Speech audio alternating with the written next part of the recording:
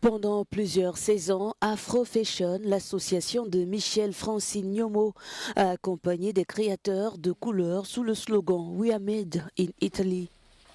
Mais avec le temps, l'intérêt médiatique s'est essoufflé, les financements dédiés à la diversité et à l'inclusion se sont raréfiés, tandis que l'ensemble du secteur traversait une crise économique.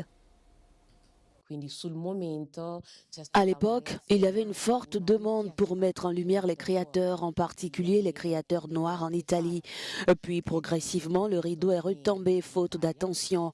Aujourd'hui, nous voulons nous concentrer sur les entreprises et les institutions qui sont restées à nos côtés durant ces 6 dernières années et analyser les résultats obtenus.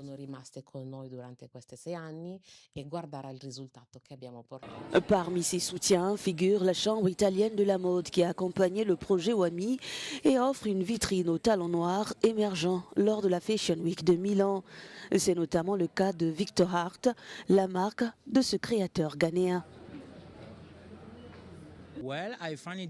Travailler en tant que Ghanéen est difficile à cause de la discrimination.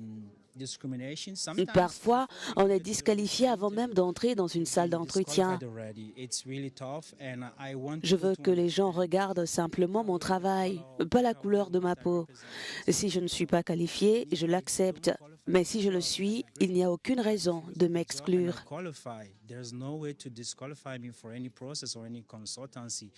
Selon le président de la Chambre italienne de la mode, Carlo Capassa, les projets menés par l'association Afro Fashion ont permis d'apporter visibilité et soutien à plus de 30 créateurs.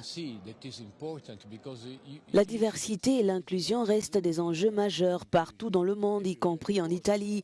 Et cela ne concerne pas seulement les questions de race ou de religion, mais aussi les inégalités entre les hommes et les femmes, notamment au travail, où les femmes gagnent environ 20% moins que les hommes.